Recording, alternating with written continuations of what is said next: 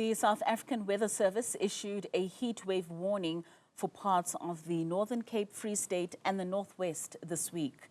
Extremely high temperatures were expected, with Upington in the Northern Cape forecasted to reach a high of 40 degrees Celsius by Tuesday afternoon. Authorities are urging residents to take the necessary precautionary measures. Meteorologist Simon Gear joins us now for this conversation.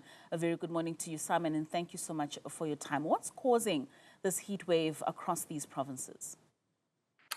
Yeah, very good morning to you. So we've had this low pressure system that has been dominant over the eastern parts of the country the last, I want to say the last week, but to be honest, the last 90 days.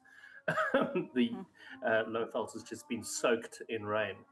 And as a general rule, when we get rain in the eastern parts of the country, the air comes in from the east, it rises up, it rains through the central and eastern parts of the country, and then it sinks down. And as it sinks, it warms. And so you get hot, dry conditions over the Northern Cape, the Western Cape, parts of the Eastern Cape. And that's essentially what's happening now. And are these typical temperatures that would range for this heat wave? How high? I mean, we saw there in Upington an expectation of about 40 degrees Celsius. How high are we expecting these temperatures to get for some of these other regions? Yeah, I mean, the forecast for Upington is high 30s, low 40s for the next week. We've got similar sort of weather over the Eastern Cape interior, parts of the Western Cape as well. Are they typical?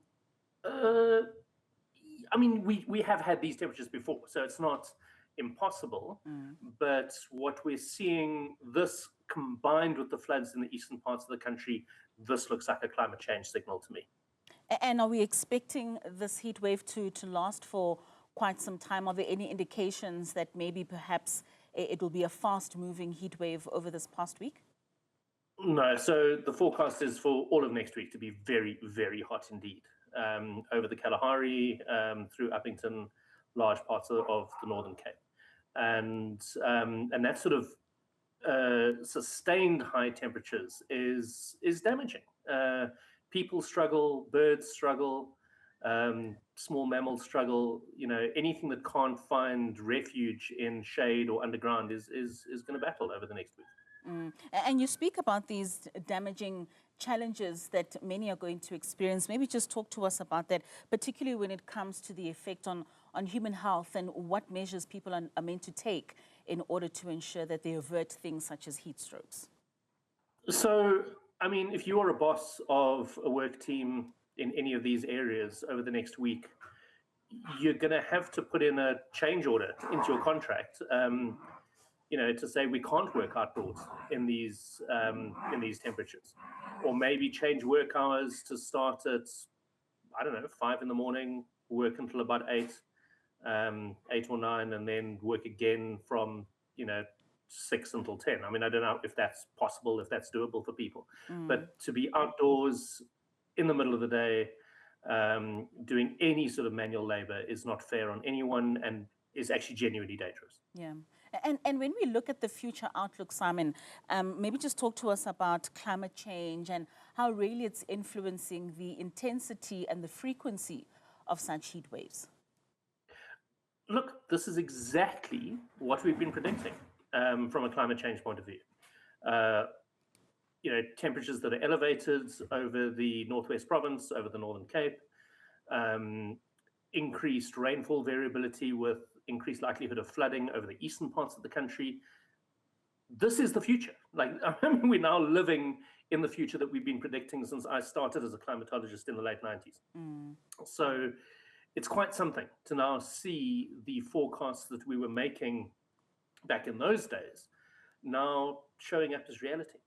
And do you think communities are responding adequately? Are we knowledgeable enough to know what it is that we need to do in order not to see these climate changes impacting us in the way that they currently are? It's difficult for communities. So in the eastern parts of the country, a flooding event happens, a bridge gets washed away. There's very little a community can do about that in the moment, other than hope that national government or provincial government has planned ahead to be able to rebuild that bridge. People need to take flooding very, very seriously, not try and cross swollen rivers. There's no appointment or school day or work day that you need to get to that is worth trying to risk that.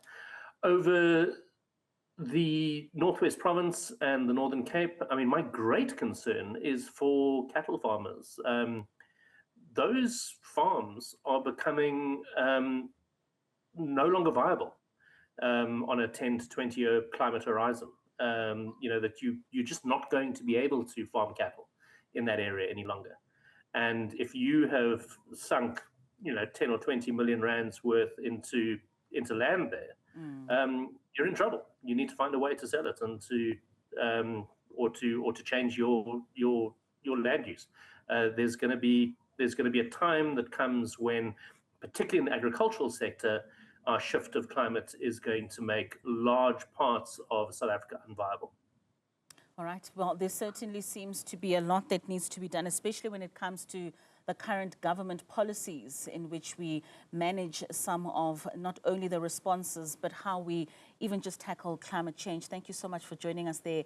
That was Simon Gear, a meteorologist, speaking to us about the heat wave that is expected in some parts of the country.